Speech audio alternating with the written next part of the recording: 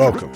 First of all, welcome. This is Unsolicited Perspectives. I'm Bruce Anthony, your host, here to lead the conversation in important events and topics that are shaping today's society. Join the conversation by following us wherever you get your audio podcasts. Subscribe to our YouTube channel to watch our video podcast. Rate, review, like, comment, share. Share with your friends, share with your family, hell, even share with your enemies. On today's episode, it's the Sibling Happy Hour. I'm here with my sis, Aundrea. We're going to be talking Beyonce, Allison Russell, more Black inventors, and some reactions to some interesting questions. But that's enough of the intro. Let's get to the show.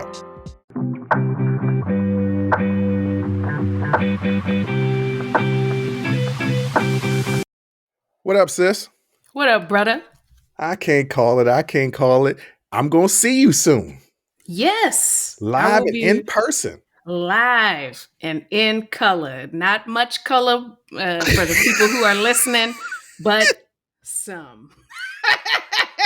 You mean for the people that are watching? No, for the people who are listening, because they, if they never watched us, they don't know us. Not a lot of melanin floating around here, but. And for you, for me, there's plenty, but for you, not so much. You're not that much more than me. Completely different colors. At any rate, we're not going to get into colorism because we got a lot to talk about. I know I got a lot to talk about. I know you do, because you sent me some stuff this morning, and I was like, "Oh, Jay chose violence today." Mm-hmm. Came in hot. Oh, okay. Came in hot. I was like, "All right, I guess this is what we talk about today, and that's cool with me." I am excited to see you, but I'm gonna be real honest. I'm real excited to see Roscoe. I'm real excited to meet Roscoe. That's cool. I know. That's gonna be an interesting drive. Yeah, I am not looking forward to it, but the way that I trick myself is by leaving really, really, really, really early in the morning. So by the time it's like breakfast time, I'm usually like halfway there. So that's how I trick myself. Because if you leave, it's a 10-hour drive. Mm-hmm. If I drove it straight, which I'm obviously not going to do. So you can't, because you got to pull over to let little Roscoe out. Yeah, so it's going to be a 13, 14-hour trip, right? Yeah. If you try to do that in the middle of the day, it's going to feel like it takes forever. Yeah, you're right. Because it's the whole damn day. But if you start 2, 3 o'clock in the morning, it just doesn't feel as long. So, yeah, but I know nobody is... nobody cared that I'm coming home. They just are excited that I'm bringing Roscoe. And, that's fine. I get it. I'm not going to say it don't hurt my feelings a little bit. It does, because I'm pretty great too, but I get it. He's a puppy and he's adorable. And I get it. Oh, don't get me wrong. Mm-hmm. I am going to get tired of Roscoe really quickly, because I've been without a dog for a while. Yeah. And it's going to be like, oh, okay. All right. And he hasn't been in like a building. So it's going to be interesting to see how he interacts, because my neighbor got 2 yappy ass dogs. Mm-hmm. So it's going to be interesting to see, when he hears other dogs barking, how is he going to react to that? And I should probably leash train him. It just occurred to me. Yeah. I should probably leash train him. Really important. Luckily, he's so small that you can control him. Yes. But you have a harness for him, right? Nope. Don't have that. Okay. Well, that would be important. I guess who's going to PetSmart tomorrow? Yeah. Well, you can get it off of Amazon. It'll be there by the time you leave if you order it tonight. I want to see the size of the. You know what? This is neither here nor there. We got a lot to talk about. Yeah, we. Ladies and gentlemen, my sister is going to be on one, and it is back-to-back on one episodes, because I dropped my on one episode on Tuesday, so this is going to be another on one on Friday. So you know what, Jay, let me just do the intro to this first topic, and then I'm gonna just let you go. All right. Okay. So the first topic is Beyonce. Her new song, Texas Hold'em, dropped. and it's finally started getting airplay on country music radio stations across the nation. Initially, a station in Oklahoma refused to play the song, but after an online campaign, they added it to their rotation. Now, I am going to give them the benefit of a doubt because I didn't even know Beyonce was dropping country music. So if I'm a country music station and somebody's asking for Beyonce, I'm like, we're a country music station. No. Yeah. They would have to tell me, no, Beyonce's got some country music songs. Also, that particular country music station was so small that they don't get, like, record labels don't send them records. So they had to go out to get the record. So I'm not going to say that was racist. I'm going to say that was, pretty understandable given the situation. When people call in to a small Oklahoma country music station and they ask you to play Beyonce's new song, the gut reaction is going to be no. Right. Right? Because this is a country station, And so basically what the station has said was, we didn't even know she had a country song out.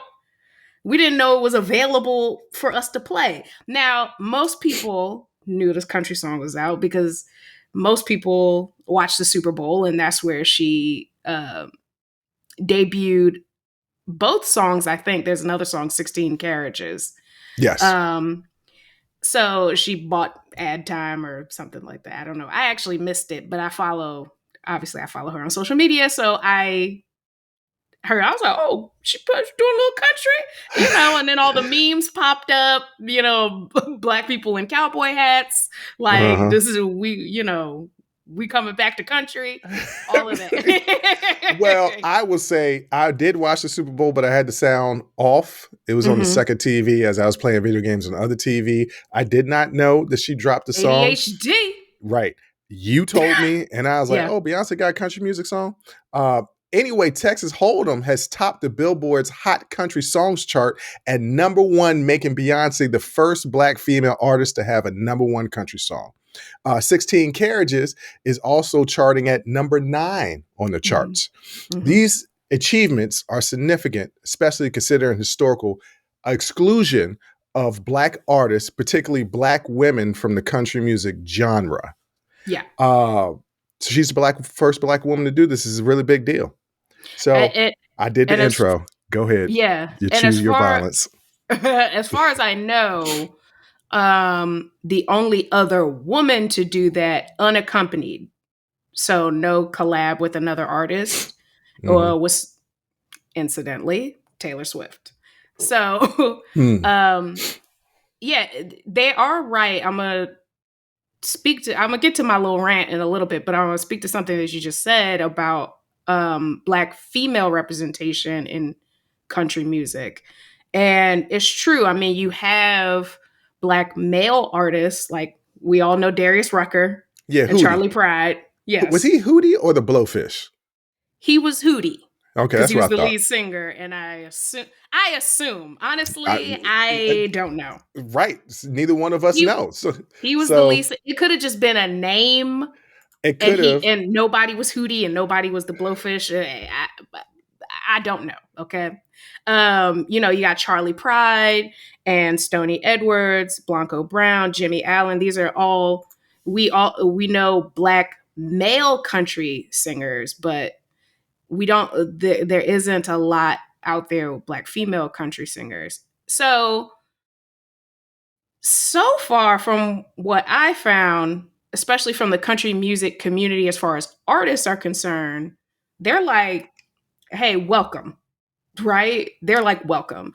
All artists? Well, the ones that matter. Garth Brooks and them. Well, see, that's not... Garth is socially progressive. Yeah. So that doesn't count. What are the Kid Rocks and the Jason Aldean saying? Oh, hell, I don't know. My algorithm won't even allow me to search for anything that they say. Before you go on your rant, I could tell you somebody who did have a major issue with it. And when I found out about it, it broke my heart. John Schneider. Now, people might be like, who the hell is that? He was in Dukes of Hazzard. He was in Dukes of Hazzard, the original TV show. Okay. And he was Jonathan Kent on Smallville. Okay. He was Clark Kent's adopted father on Smallville. So a He, rando who well, doesn't I matter. mean, He no, ain't I no mean, but Garth he's Brooks. no. He's not no Garth Brooks. But he made it clear that he was not in favor of pop or R&B artists jumping into country music. He expressed his views openly on his appearance on One American News. Take that for what it is, on One American News. Basically saying that, you know, it's a situation where dogs are marking the territory. And there has been some other backlash from Beyonce, from fans who Yeah. is not, you know, being fans of country music, Yeah. not really, some of them not really being accepting, which is Hmm. kind of weird since Post Malone is about to drop his fourth country music album. That's in And my notes. oh, okay. Well, I'm sorry. In my Let me notes. stop. Go ahead. Go on No, your rant. Go. but you're absolutely right, because nobody is saying anything about Post Malone. Is anybody? Lana Del Rey is dropping some. Justin Timberlake had a crossover hit country music. He's from Tennessee. Um, Nobody said nothing about Taylor Swift. And then there's also a lot of young country music artists who draw on pop and R&B influences. So what you're saying is fans of country music who don't want pop Some, and R some fans of country some. music who don't want pop and R&B artists crossing over, is that country music is a one-way road, right? So you guys can pull stuff in, but can't nobody take nothing out. Like, so, okay, I get it. I get how it is. That's so disingenuous. Right. Because country music is not, probably out of all genres, country music is not a monolith. There are so many different ways you can express Americana music, period. I mean, it covers blues, bluegrass, all of that stuff, country music. Like, even within country music, there's so many different sounds because there's different artists who come from different backgrounds and they have different sounds. Mm-hmm. You got the old school banjo type country music, and you have, Originated from Africa. and then you have, artists like I grew up on, like Faith Hill and Shania Twain, who were more pop country, Mm-hmm. and who got mainstream airplay. Or Kid Rock, who's rap country. Right. And Oh, isn't my boy Jelly Roll also rap country? that's a good question. But go on, keep Speaking going. speaking of rap country, I'm gonna make this little aside because I think it should be noted. Nelly's Country Grammar was a country album. Now y'all was acting like it wasn't. Y'all was acting like it wasn't just because he was rapping. Right. But that was a country album, and that boy is a country music Yeah, he's artist. country. Yes. Underlay, mama. Yeah, yeah. Listen, now I know that's from Speedy Gonzalez. Okay. Right. But I mean, his songs were country music. Mm-hmm. They were, with hip hop influences. But I found Just a FYI, Jelly Roll scored his first #1 song on country radio with his debut country single, Son of a Sinner, in July of 2023. So yes, even Jelly Roll, who's categorized as an American rapper, also has done country music. And didn't nobody say nothing about that? and hey, can I just say this also? One of the reasons I like country music is the song titles be just Son of a grabbing you. Sinner. Son Well, of a sinner. It sound like it's good. Like, it sound good. I Tex mean, it told me. does. It sounds Right. good. Well, I mean, Like, it's poker. Well, she just took poker. well, all I know is it sound like it's good. And country music, they have great song titles. Time out. What you just said was country as hell. All's I Yes. know. Yes. just stop it, okay? Stop. I know we talk about country, I'm but buying just stop into it. it. I'm Oh all in on Lord. this. Okay, so I found this great opinion article on KXN KXAN Austin by Maya Mm-hmm. Turner, and she listed out the reasons why Beyonce is country music. One, Okay. Beyonce is a Texan. Yeah, there you go, right there. Okay, she's a Texan. That's country. It's country as hell, and Mm-hmm. she listened to country music. She's a Growing up, Texan. yeah. Yes, okay. This is not her first country song. Anyone who Mm-hmm. listened to the Lemonade album remembers Daddy Lessons. And when she dropped that song, there was an article in the Associated Press where Garth Brooks said, "Welcome to country music." Like, welcome. Once again, right? Garth can't be your only defense because Blake Garth, like, Shelton. okay, Blake yeah. Well, Shelton. Blake, another social progressive. Like, we got to Right. find them people. We got to find them ultra conservatives that say, yeah, Beyonce, come on in. Again, my algorithm won't even let me type it. It will auto correct to something progressive. Yeah. It just ultra conservative, social progressive. No, that's not what I typed. Yeah, it'll autocorrect. So okay. the way I cannot even, I don't know where to even find that information. Okay. In 2017, she performed at the CMAs with the Dixie Chicks, who then went on to. They're just called the Chicks now. They dropped the Dixie. Chicks? Okay. Yeah, they dropped the Dixie. I don't like the Chicks. I feel like they dropped the Dixie because they didn't like what it stand for. And then there was a backlash between the country music community that turned on them. Oh, yeah. That was actually a thing. Well, there was, and it's also, again, socially progressive. Mm-hmm. Yep, there you go. So. There's a common theme. Yeah. Again, this is a thing about country music being a one-way road. Beyonce has been sampled by country music artists, including Mickey, and I'm gonna butcher this last name, Gutton, Reba McEntire, The Chicks, Sugarland, Dolly Parton. Sugar Hill Gang. Not the Sugar Hill Gang, even though they are also great. We're talking about Sugarland. Sugarland, okay. Even Dolly Parton, in an interview with Trevor Noah, says she wanted Beyonce to cover Jolene, which is probably one of my favorite country songs, which lets you know, like I'm a mainstream country music listener. Don't get in the comments and try to like debate me about country music, because I'm just gonna be Googling the whole time. Like if it's on, I'm not that deep in it. Right.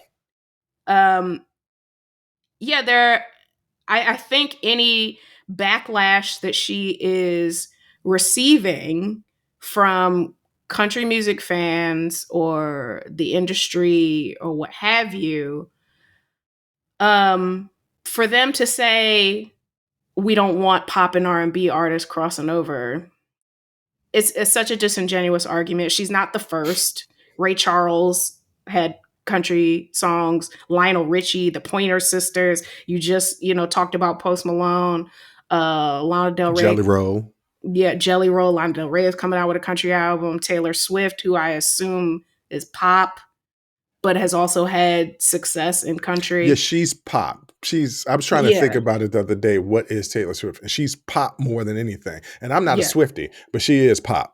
Yeah. I think, there's some component to it that can be racial. But I also think it has a lot to do with, they know Beyonce's going to eat. And what does she do?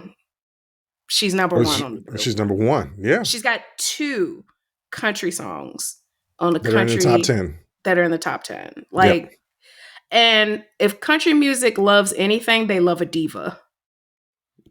I mean, I don't know that much about country music. Dolly Parton is a diva. Like you can't. They love it. The glitz, the shiny cowboy hats, and they still wearing rhinestones. Beyonce gonna put some rhinestones. Yes, I don't know if fringe hanging from the jacket. I don't know if rhinestones is still a thing. I don't know. Rhinestones are always gonna be a thing to the end of time. But there's she's ushering in a new era of Western wear. People have been seeing, she's been dressed in cowboy hats and bolo ties. She showed up to the Grammys like that. She's been wearing Western style clothing, and people are buying it. Why? Because it's Beyonce. Like, y'all I are. will say the cowboy hat been around ever since Gloria was wearing the cowboy hat in the thong song. No, the cowboy hat has a much deeper and richer history And Big than Pimpin'. She wore it in Big the Pimpin' as well. frickin' Gloria. thong song. Well, I'm just saying that Gloria wore it, the cowboy hat No, and the and no, Big Pimpin' we're when not. Pimp C was smoking hot, pulling up, put the lean in my cup. Ladies and gentlemen, I'm just gonna What? No, walk finish, right finish, past that. I'm gonna walk finish. right past that. I'm choosing Yeah. to walk right on past that. Um, so what? So the thing that I think, if people give it a chance, especially those fans are who feel like they're opposed to it, and it's not racial. Like, you literally are like, oh, here comes a pop or R&B artist trying to, Some of it ain't racial. right, encroach on our territory, Yeah, even some of it is though, absolutely racial. Those have racial oh undertones when you say yeah, encroach on our territory. I've already explained to everybody that listened to the last episode on Tuesday how Black people originated both country and rock music. And really, I explained how they originated all genres of American music comes from Black people. yeah, If and it and it's not us being funny or self-aggrandizing. It is just the musical history. It's is just it self American music history. Just look it up in a book on American music history. is it self-aggrandizing or self-grandizing? Is it in or grand? Because What? I kept saying it on one episode, and I could have said it wrong. I had to just tell somebody recently. They tried to say that I was using hyperbolic wrong because they're an engineer, and I was like, "No, I'm using it right." And they were like, "That's not what it means." And I was like, "Yeah, no, hyperbolic means exaggerating. Oh, Yeah. it's also an engineering term for an instrument." Ain't And I was nobody like, talking "Okay, about that. and I'm not talking about that." And yeah, first of all, context matters, people. Mhm. If I'm not talking about nothing engineering, And that was a what? lawyer, so I thought they was good with words. It had me questioning my vocabulary. I was like, well, I know I'd be messing up some words sometimes, but I think I got that one right. And I No, looked it up. I was like, no, I got it right. yeah, no, it's self-aggrandizing. Aggrandizing. So Yes. it's not No. grand, it's self-aggrandizing. So I said it wrong. Yes. Sorry, ladies and gentlemen out there in the world today. Oh, well, I mean, sometimes you say something Yeah, wrong. That's life. yeah, And that's coming from me. That's right. life. But That's I think um what is important to remember, and this is a quote from nationally syndicated country radio host Bobby Jones, who has the iHeartRadio morning show, The Bobby Jones Show. He said, with country music, it's all about the message, how you are able to present it, and the authenticity of it. It's not just an acoustic guitar and a cowboy hat. I think the message of being true and honest has stayed the same from the beginning. And I think the Beyonce song fits that mold, and I 100% agree. Um, but for the people who are just racist, I definitely think that there is a segment of that population who literally believe that what is bothering them about it is the fact that she is a pop artist crossing over in the country. I think there are people who genuinely believe that that's the problem that they have with it, not that she's black, even though if they dig a little deeper into that, it's because she's Black. right. Um yeah, that's all I feel about that. And also she made a point of saying that this album is sort of like an homage to Black American music roots. So, Mhm. like, the artists that she's chosen, so for instance, like Rhiannon Gibbons, who plays the banjo in Texas Hold'em, and then in 16 Carriages, the pedal steel is played by a gentleman named Robert Randolph. So these are two Black folks who are in Americana or American root music. She's highlighting Black roots musicians, highlighting the whole Renaissance album series. It's going to be 3 albums, is a tour through Black music history. And that is what she's giving us. And I think it's going to be amazing. I think people should just give her a chance. Hey there, podcast listeners. It's Bruce Anthony here, and welcome to another episode of Unsolicited Perspectives. Today, I want to talk to you about something that's been on my mind lately, the importance of staying hydrated and taking care of ourselves. Whether it's prioritizing our health and wellness, or gearing up for festival seasons, or just gearing up for whatever season or time of year, there's one brand that's been my go-to for all things hydration, Liquid IV. Speaking of health and wellness, let's dive into how Liquid IV can fuel your well-being. Imagine starting your day off right, feeling refreshed and energized. Liquid IV Hydration Multiplier is the missing piece in your daily routine. With just one stick, you get 5 essential vitamins and 2 times faster hydration than water alone. It's perfect for those early mornings, pre-workout boosts, moments when you're just feeling run down, or even after a late night or long flights. I absolutely love how convenient Liquid IV is. The packaging makes it easy to bring with me wherever I go.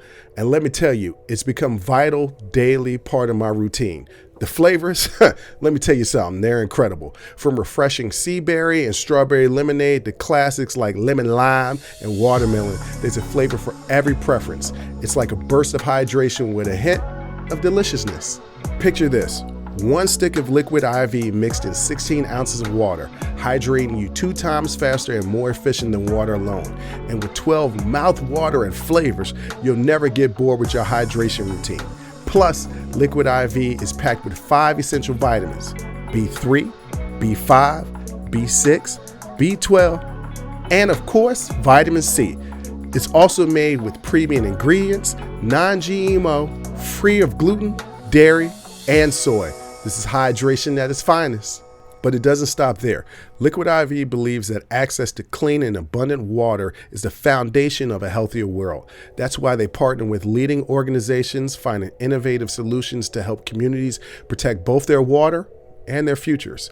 It's incredible to know that Liquid IV has already donated over 39 million servings in 50 plus countries around the world. They truly walk the talk. Get 20% off when you go to liquidiv.com and use code UNSOLICITED at checkout. That's 20% off anything you order when you shop Better Hydration today using promo code UNSOLICITED at liquidiv.com. Remember, folks, taking care of ourselves should always be a priority. So why wait? Head over to liquidiv.com, pick your favorite flavors, and experience hydration like never before. Stay refreshed, stay hydrated, and keep rocking those unsolicited perspectives.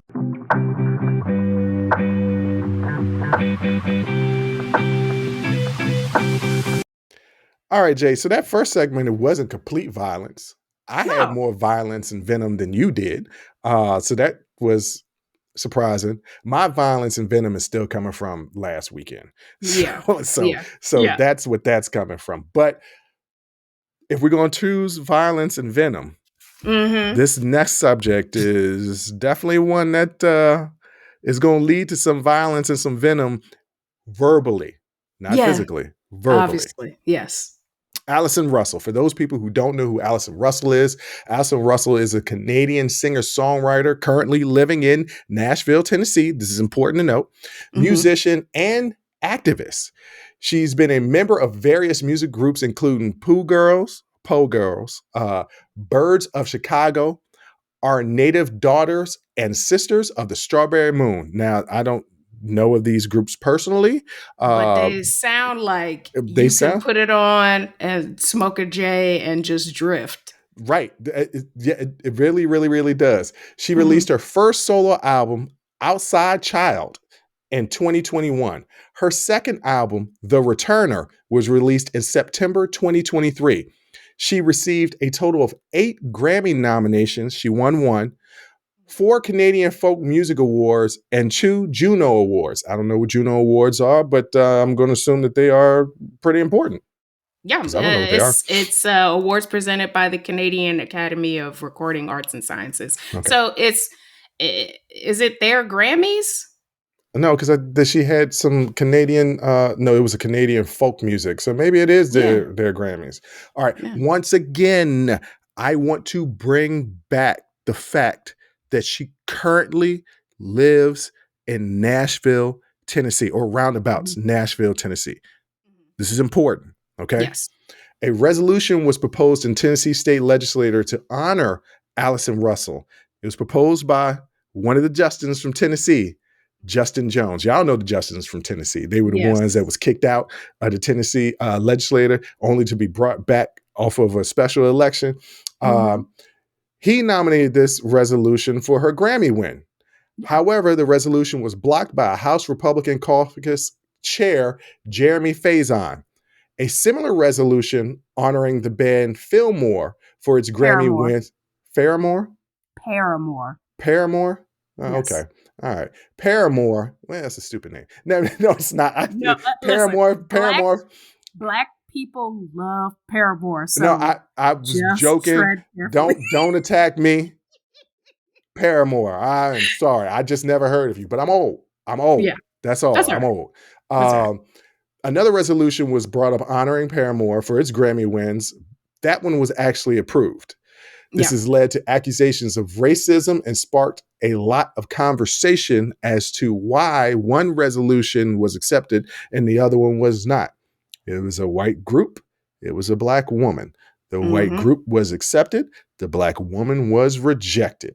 Russell responded to the situation by calling out bigotry from the Tennessee GOP, because it's not like the Tennessee GOP wouldn't have been accused of bigotry before. The Right. Justins faced that. I'll get into more, but I want to hear your thoughts about this whole situation. Surprised. I mean, we just we talked about it on this show about the Justins and Rep Gloria Johnson. Um they were voted on to be ousted from the Tennessee legislature because of their protest against gun violence or for gun reform. And only Gloria Johnson, a white woman, escaped being ousted. So, I mean, it's not like what did they say? Oh, it was decorum, which again feels like a dog whistle. Yeah, not surprising. And if you think that um, it's because, well, Allison Russell, she's an activist. She's been critical of the Tennessee legislature before. Because once Um, again, she lives in Tennessee. yes, yeah. Um, so, but guess what? Paramore, also a Tennessee band, also has been critical of the Tennessee legislature. So it was, so you can't say it's because of her activism, because Paramore didn't have the same uh weren't blocked in the same way. They weren't Paramore, of blocked at all. no, right. So Paramore, unsurprisingly, said y'all can go to hell. They basically they basically told the GOP led House in the Tennessee legislature to go to hell. The lead singer Haley Williams said in a lengthy statement, "The blatant racism of our state leadership is embarrassing and cruel. Myself, as well as Paramore, will continue to encourage young people to show up, to vote with equality in mind." So shout out to Paramore. This is also another reason why Black people love Paramore. Okay. Yeah, I mean, it's not surprising. Again, it's like the erasure of Black people, particularly Black women, from folk or Americana music. I had to look it up because she is an American roots music artist. And I was like, what is that? Well, it's actually, Does she play with the Roots, the group, the band? she does not, but Okay, I would all right. love that collab. I like where your head's at. Mm-hmm. No, American roots music or Americana covers a broad range of musical styles, including blues, bluegrass, folk, gospel, and traditional country, among others. So it's Actually, all of those fall mhm, under the umbrella of country because country, modern country, is an evolution of all of those genres. If you listen to Tuesday's mhm. episode when I told you the history of country music and why Black people were the creators of it. Yes, Yeah. yeah. Um, so yeah, as a brilliant Black woman being blocked, yeah, that's not gonna stop her. It's not gonna stop her hustle, and nobody is taking the Tennessee state legislature seriously. Well, you have to take it seriously because it's a Yeah, state you do. legislator. So But what nobody's about surprised. nobody's surprised? So obviously, if they block this resolution, more specifically, the House Republican Caucus Chair Jeremy Faison, obviously he would give a reason why, right? Yeah. No, he didn't. No. In a No. punk maneuver, he blocked the resolution, bouncing Jones' resolution back to committee where many objected consent items often meet their demise. In other Yes. words, he blocked it, it's going to go back to committee, is going to die. Yes. Jones wrote on his social media that Russell has worked tirelessly to foster an inclusive Nashville through her music and continues to make Black history here in Tennessee. Once again, if the argument was from the House from the state legislator that she doesn't live here, then that would be a legitimate argument. However, she lives in Tennessee. Paramore is based in Tennessee. That's the reason why they were resolutions brought up for both groups because they won Grammys, both of them. One was blocked, one was approved. Yeah. The approved one was the white group. The blocked one was the Black female. There is nothing to be confused about any of this. And that's not all Nashville was known for this week. Oh Because boy. last weekend in downtown Nashville, not some small town in Tennessee, not some backwoods town in Tennessee, in downtown Nashville, a neo-Nazi group had a march in broad daylight, middle of the afternoon. They're out there marching. I was curious. I'm going to take a little detour. I was curious because I saw this in the news. And, I get my news from various different news sources. Right. So I was very, very curious, and I'm about to take a detour, and I'm going to try not to get us canceled, but I'm trying to make a point. Okay. But I'm trying not to get canceled. So, ladies and gentlemen, just listen to what I'm saying, please. Hear what I'm saying. Okay. Oh, you know there's going to be a segment of the population that just will not heed that one. Yeah, I know they will. But I'm going to say what I'm going to say anyway. Okay. These neo-Nazis are obviously anti-Semitic, correct? Yeah, that's literally the main thing that makes you a Nazi. Right. So I saw this in the news. So I went to one news source to find out if it was at all in any of the headlines or any news story. And what was that news source? Fox News. Mm-hmm. Was not on their website absolutely at all. Dominated on everybody else's websites. Yeah. NBC, CNN did stories on their main broadcasts. Fox didn't do anything, at least on foxnews.com. Okay. But they were quick to call out anti-Semitism through colleges and other companies and things of that nature. Fox News was, but didn't point news to a neo-Nazi group that is marching in Nashville, Tennessee. What does all of that mean? What that means is they care about anti-Semitism or they care about Jewish people when it's important, for them to point fingers at somebody or some groups that they don't like. But they're not going to point fingers to the politicians that are actually supported by these groups.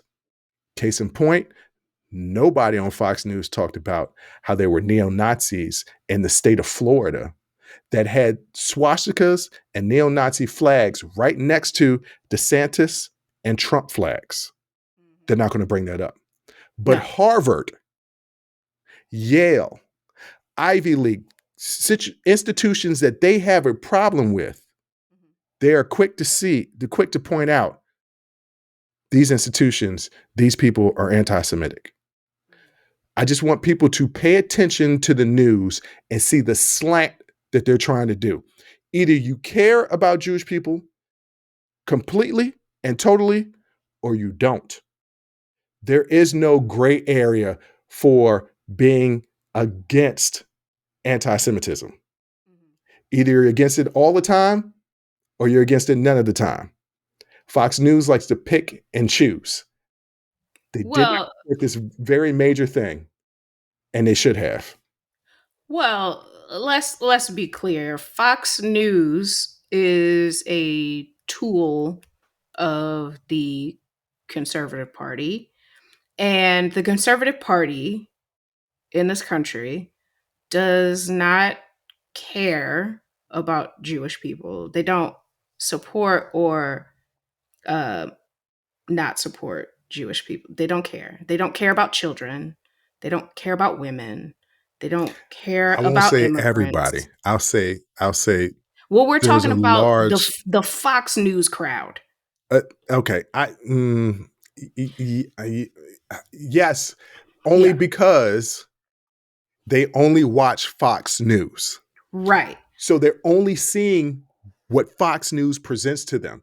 And this is the point I'm trying to make. Fox News gives them information that Fox News wants them to have to push a certain agenda, and they become indoctrinated because if you see something all the time, you believe it to be the truth. Well, this is the thing that I think I want to get you to understand is that when you see Fox News, what you don't see is the quotations around news, right? Like it's not. It's the whole station is a tool for propaganda. Yeah. I know that. What you talking to me or you talking to the audience? You talking to me or the audience? Because I know these things. That's the reason why I brought it up. Okay. I just want to let the audience know that I know that. I'm trying to enlighten you in case you didn't know that. But I'm going to assume most people that listen to this podcast, they already know that. Yeah, they already know that. Yeah. And like I said, they don't care either way in any of they don't care either way about abortion. They don't care either way they are self-interested. Yes. So Fox News is a business. Whatever is going to further their self-interest, they'll be on that side of the issue. Period. Yep. They don't actually care. Because I can tell you this article, there was nothing about this article or this story that was on Fox News when I first heard about it. Because I heard about it before you sent me the article. I think I heard about it sometime last week. It was actually, Tennessee was on the map this past weekend because the neo-Nazi thing happened and then this happened in state legislature, which is just also another bad luck.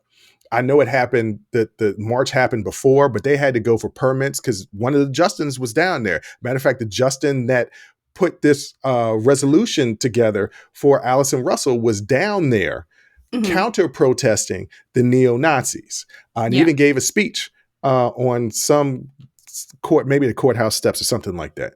So they knew, the state legislator knew that this was going to happen, and then they still didn't pass this resolution. It's a bad look for the state of Tennessee. And let me tell you, I love Memphis. I would move to Memphis. No, I'd move to Memphis. Now I need to check out Nashville because Nashville looked like it might be popping. I hear Nashville's fun. Not because of the neo-Nazis, because, Allison Russell is down there and, the Justins just be popping up in Nashville. And I heard Nashville is dope. Yeah, I don't think you're wrong about that. So anyway, shout out to Allison Russell. Shout out to Paramore.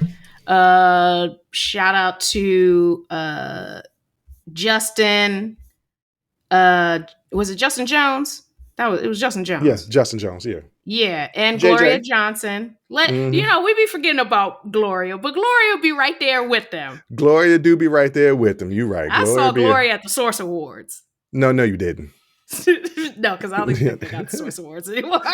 They might. I don't know. I'm pretty sure they don't have the Source Award. I don't know. But shout out to Allison Russell and shout out to Paramore for standing their ground and being like, Yeah. no, you're not gonna do no disservice to Allison and think we just gonna pop up. Miss us with all that. And I love that. That's how we get people to look at themselves when you make them be accountable for their actions and you stand up. So yes, I like that. And she said something, and I love it. She said the Tennessee GOP blocking it. I take that as a compliment.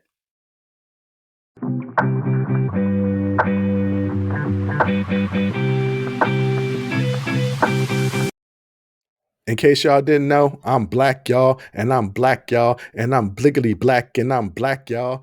Why?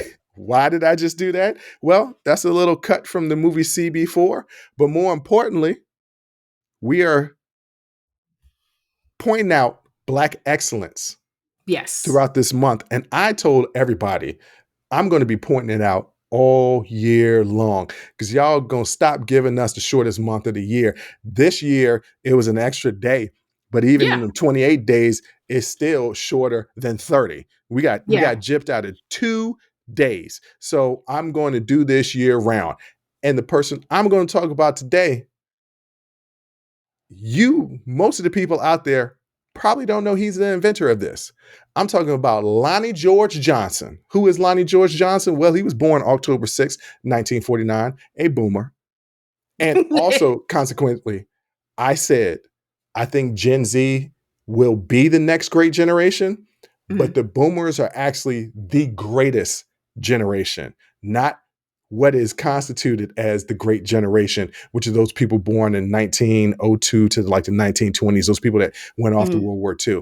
It's actually the boomers, because you're not going to tell me that the greatest generation was the generation that didn't do nothing until they got punched in the mouth and then all of a sudden decided to fight. You're not going to tell me it's boomers. Well, the boomers were the ones that were fighting for civil rights, for women's rights. They were the ones protesting the Vietnam War. They were the ones that made change in this country.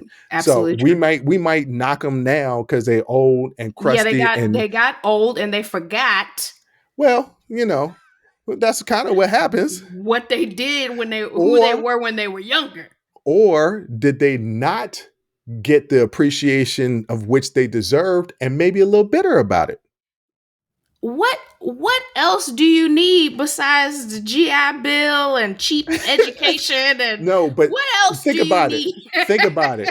They get dragged by the younger generation. No, think about it. They get dragged by the younger generation. They say the generation before them, which is labeled the greatest generation, called them degenerates and hippies and needed to get their life together. So they were shitted on by the previous generation, shitted on by the generation after them. They have never gotten their credit for the social progress that this country has made under their watch. Yeah, they have. And I'm sorry. Oh, you're a generation that gets shitted on by the one before and after. Welcome to the club. I'm sorry, but literally everything going wrong in this country, the media loves to blame on millennials, even when it's not us. It's Gen Z. Case in point. You mean Gen X, not Gen Z? No, Gen Z. Case in point. They just put young people under the umbrella of millennial, but it's incorrect because millennials are in their 30s and 40s. We have children and mortgages. So when I was seeing, like, especially like during the pandemic, young people at the beach and stuff like that, and they're like, here are these millennials not heeding advice. Excuse me, we're home working and now trying to teach our kids because they can't go to school. They got to do homeschool. And we just realized we can't stand our spouse because now we're stuck in the house with them. So we tried to buy a puppy to break the tension. And now we got this bad dog in the house. Like, no. A lot of people return them bad dogs. That pissed me Yes. off. That Yeah, pissed me off. that's it, a dick move. But Yeah. nobody gets more crap from society than millennials, and we didn't earn it, and we don't deserve it. You know who got a lot of crap? Lenny George Johnson during this segment, because we started. Yes. Sorry, Lenny George Johnson. I'm sorry, Lenny George Johnson. Let's circle back let's what talk Carter about G. Woodson fought for. Negro History Week, Black History Month. Born October 6, 1949, he's an American inventor, aerospace engineer, and entrepreneur, of course. Yes, he was born in Mobile, Alabama. He earned a BS. That's like a BA, but it's a Bachelor of Science in mechanical engineering, because a lot of people don't know what BS is. They don't. It's bullshit. No, never mind. He earned a BS in mechanical engineering in 1973, a master's degree in nuclear engineering in 1975 from Tuskegee University. He holds an honorary PhD in science from Tuskegee University. He has a distinguishing engineering career, not career, with the U.S. Department of Energy. He could have had a career. Well, he had a career when I tell you what he invented. He distinguished career with the U.S. Department of Energy. He worked for NASA and the U.S. Air Force before devoting himself full-time to inventing. I'm going to get to what he invented. But during his time at NASA from 1979 to 1991, Johnson worked on a variety of projects, including the Air Force Missions Lab, developing a nuclear power source for the Galileo mission to Jupiter. Cool. Very cool. But that's not what he invented. In 1989, he came up with what all millennials, Gen Xers, Gen Z played with. Yeah. The Super Soaker water gun. Yes. Or, if you're Black, Sucker Soaker. Right. If you're Black, it's Super Soaker. Yeah. Yes. For some reason, we ain't say Super Soaker. We said Super Soaker. The prototype combined a PVC pipe, acrylic glass, and an empty plastic soda bottle. The Super Soaker, the gun, is manually pressurized air to shoot water with great power, range, and accuracy. This was completely different than the punk water guns that we used to have that basically was nothing. Our childhoods were built on them little dollar store squirt pistols that didn't hit nobody. Okay, you couldn't shoot. No, you had to be right. Fun. Yeah, no, you had to be right up on somebody to hit somebody. It taught us what? Stealth, how to sneak up on somebody, because it was a close range. You know, the little squirt guns. They was about a 22. I would say they was worse than the 22. You had to get real close. You had to get close. You had to get point blank range. It had to be contact. You had to be gun on skin contact for it to hit its target. But when he came out with this Super Soaker, you could be at great distances. Yeah. And shoot the gun. Now, it sold later, but it didn't sell a whole lot because the first Super Soaker went on sale in Super Soaker. The first Super Soaker went on sale in 1990 and was originally called the Power Drencher. Now, I don't ever remember the Power Drencher. No, I don't. And that does not sound as cool as Super Soaker. Yeah. Super Soaker, it's the alliteration of the two S's. It rolls off the tongue. It does roll off the tongue. Yeah. Super Soaker. So what they did was it was rebranded the Super Soaker in 1990. That's why you just say Super Soaker. Super Soaker. It was rebranded the Super Soaker in 1991 and then was advertised by a bunch of TV commercials. Look, let me tell you something. If you was alive watching TV in 1991 and you was an adolescent, them Super Soaker commercials was coming on every 30 seconds. Yes. And I remember running to mom and dad. I need to get me a Super Soaker. And them guns weren't cheap.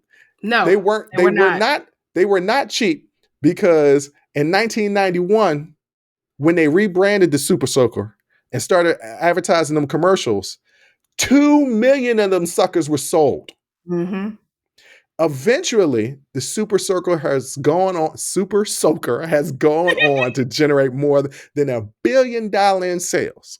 Yeah. Now, this is just the one thing he invented. He has invented a lot. Like I said, he was a part of a Yes. mission. He was part of Galileo that went to Jupiter. Yes. Jupiter.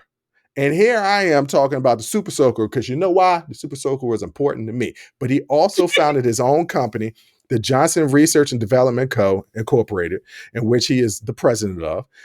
Also in 2022, Solid State LLC and Johnson Energy Storage and Johnson Electromagnetic. Electric, Magnetical. mechanical. Look, Super Soaker, he got some businesses out there. He got some businesses out there. He's inventing.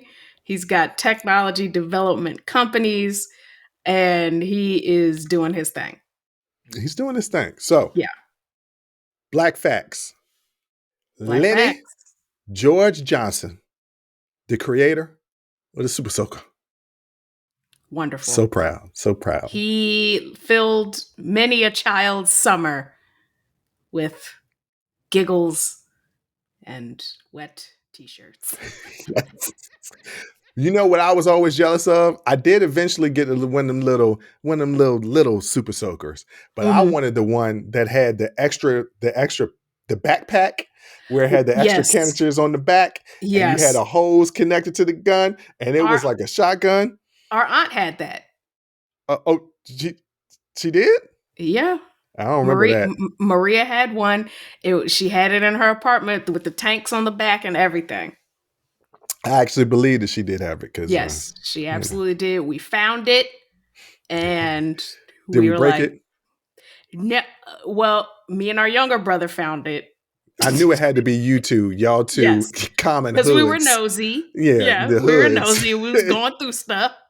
And I think she had like the whole set, and it was just like under her bed in storage. And of course, why was we up under there? Because y'all was bad. Y'all was bad.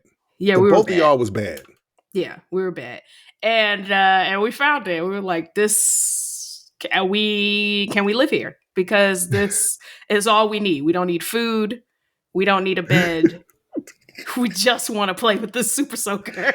Look, let me tell you, we have been bothering our Aunt Maria for decades because she had a racetrack when we were living in Illinois. This is you were born, but you weren't like around. And I was a toddler. You could just say that. Yeah, I mean, you don't know this, but she lived upstairs and she had a racetrack, and she was like, "It's fine, Bruce, for you to play. Just make sure I'm here." I broke into her racetrack place. He's talking about the RC racetracks, like the Hot Wheels type of thing. I'm 5 or 6. I literally broke into her place, played it, broke the racetrack. Yeah. And try to act like I didn't break in and break the racetrack. But I think it was like 20 years later, I bought her a new racetrack. So she got a new racetrack back. Well, at least you replaced it. Yeah, at least I replaced it. So that was Lenny George Johnson. But Jay, before we end, I found something interesting on the internet, and I wanted to ask you your opinion. Okay. What to you is the best passive-aggressive insult? The best passive-aggressive insult. Well, I have 2 that I use. Okay. The first one is, "You like it, I love it." I am calling you an idiot. That's universal. And you've just done something dumb, or you're about to do something dumb. And I know that you've already double, triple down on it. It's going to happen. There's nothing I can do to dissuade you from it. And so at the end of that, you like it, I love it. One time, one of my boys said that to me, and I wasn't paying attention at first. And he was like, "If you like it, I love it." And I was like, "Yeah, thanks." And I said, "Wait a minute, hold up. I know what the hell that means." Yes. All right. You said you had 2. What was the second one? It just slipped my mind. Okay. ADHD. ADHD. All right. This isn't necessarily an insult, but it's a passive aggressive way for me to insult somebody without it being a direct insult. Okay. This is what I love to do. All right. Okay. This typically works when I break up with a young lady. But this has been in the works for this year of me no longer hanging out with friends. Right. I say this last thing. I wish you the best in life. Take care and God bless. Because I don't mean none of it. I kind of do. No. I kind of do. But I do that on purpose to be so pleasant as to act like, and most of the time I actually don't care. I am absolutely done with the situation. So but I'm doing it in a nice way. When other people, when you end things with people in relationships, friendships, relationships, business relationships, what have you. Mm-hmm. And the other person feels like you don't feel any pain from that you're not bothered by it. That pisses them off even more. Yes. And they won't leave you alone. No. Because misery loves company, and they have to make you feel as bad as they feel. And they can only do that by continuing to contact you. Yeah. And hopefully they go through all the stages of grief. Yeah. Okay. And all the stages. Yes. If I go through the stages of grief, you ain't gonna know about it. Now, that's necessarily probably not healthy, but that's the way I deal with stuff. Yes. You leave me alone. And so for those people out there that were once my friends and are no longer my friends, but for some reason they're still listening to the show and still follow me on social media, even though I'm not going to respond back to you, or if I do respond back to you, because I will, if you send something to me, I will say something. It'll just be real short, typically one words. That's also a passive aggressive thing that I do to get back at people. Just know that I really didn't feel no pain from it. I really, emotional cutoff is real. It's called emotional cutoff, and it's like flicking a light switch. Is it healthy? No, not healthy. We've been told that by several therapists. Yes. It's therapists that told us, oh, what you're doing is called emotional cutoff. And you don't have to do his accent. The crazy thing about the fact that I keep doing this accent is that it's the wrong accent. It is. It's the wrong accent. It was a therapist that we had back in the day. Y'all don't need to know all that. But anyway, Jay, what do you want to tell the people out there? Because obviously it wasn't the second insult, because you couldn't remember that. Dang, and you know what I was thinking? It was on my mind and I completely forgot. But maybe I'll remember for the after hours, so that will be a reason for everybody to tune in. But for what I want to say to everybody is like, look, hey, when you get a puppy, people don't care about you anymore. They only care about your puppy. And that's okay. That's part of it. That's part of pet ownership. And, just ride the wave. Anywho, as always, I want to thank you for watching. I want to thank you for listening. And until next time, as always, I'll holla. Whew, that was a hell of a show. Thank you for rocking with us here on Unsolicited Perspectives with Bruce Anthony. Now, before you go, don't forget to follow, subscribe, like, comment, and share our podcast wherever you're listening or watching it to it. Pass it along to your friends. If you enjoy it, that means the people that you rock with will enjoy it also. So share the wealth, share the knowledge, share the noise. And for all those people that say, well, I don't have a YouTube. If you have a Gmail account, you have a YouTube. Subscribe to our YouTube channel where you can actually watch our video podcast. But the real party is on our Patreon page, After Hours Uncensored and Talking Straight-ish. After Hours Uncensored is another show with my sister. And once again, the key word there is uncensored. Those are exclusively on our Patreon page.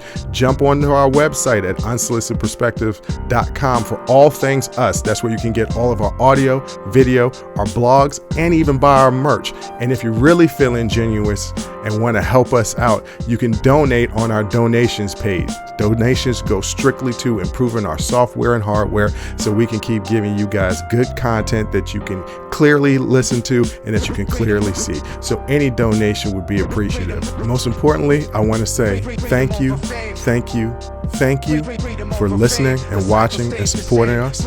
And I'll catch you next time. Audi 5000. Peace.